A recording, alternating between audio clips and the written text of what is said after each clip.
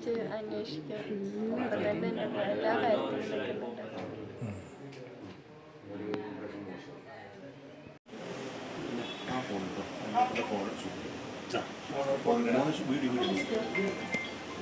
Hello,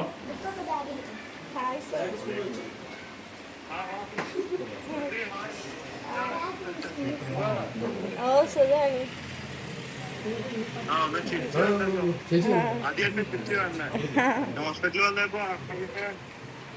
ഹോസ്പിറ്റലിൽ ഇപ്പോൾ പോയിട്ട് വന്നേ ഉള്ളൂ. ആ ഇറങ്ങി വീട്.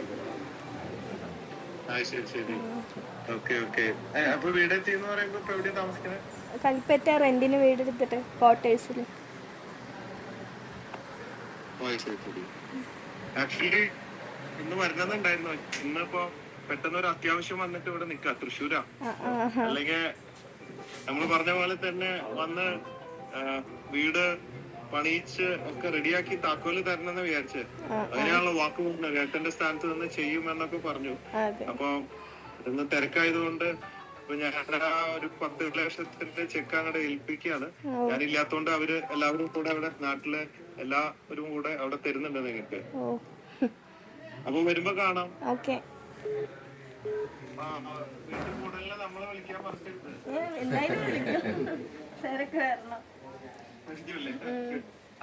നമ്മള് പിന്നെ പണിച്ചൊക്കെ തരാൻ നിൽക്കുമ്പോ ലേറ്റ് ആവും, മാസങ്ങളിൽ എടുക്കും.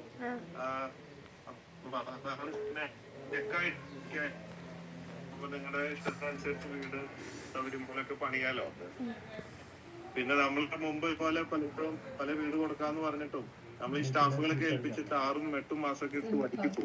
അപ്പോഴേക്കും ആരെങ്കിലും സോഷ്യൽ മീഡിയയിൽ വന്ന് മോശം പറ്റിച്ചു വീട് തന്നോ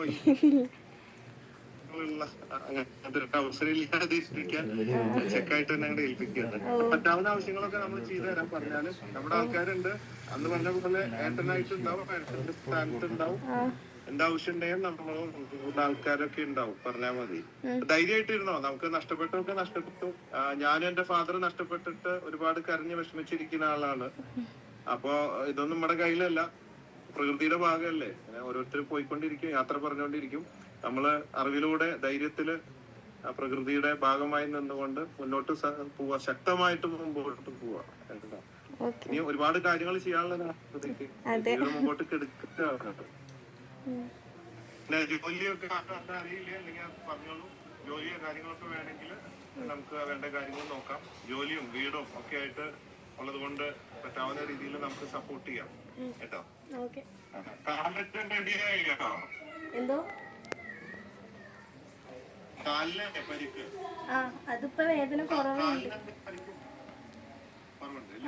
നടക്കാനൊന്നും കുഴപ്പമില്ല. നടക്കാൻ പറ്റില്ല, നടക്കാനായില്ല.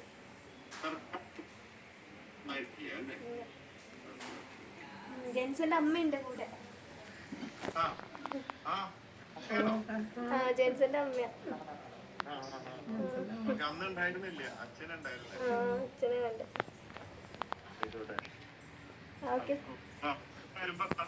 ഓക്കെ. എല്ലാവരും സന്തോഷമായിട്ട് എനിക്ക് സപ്പോർട്ട് അല്ലാന്ന് അറിയാം. നല്ലുള്ളത് കൊണ്ട് സന്തോഷിക്കാൻ പഠിക്കുക. അത്രയും കാര്യങ്ങളല്ലേ എന്ന് പറയാനേ. ഓക്കെ, കാണാൻ വരുമ്പോ കാണാം. Okay sir, thank U.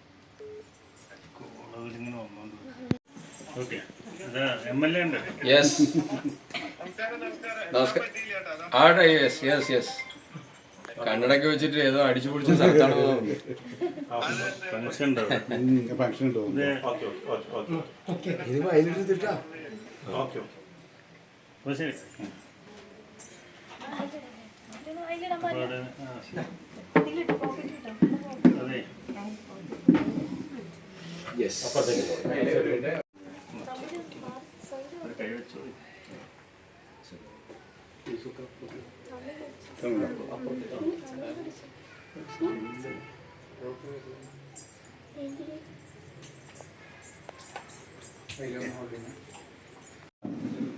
സന്ദർഭത്തിൽ തന്നെ ബോച്ചെ അതിൽ പിന്നെ ഇടപെട്ടിരുന്നു. ആരോഗ്യസ്ഥിതി ആരായുകയും ആശുപത്രിയിലും ഒക്കെ വന്ന് എല്ലാ കാര്യങ്ങളും ആരാഞ്ഞിരുന്ന ഒരു വ്യക്തിയാണ് അദ്ദേഹം.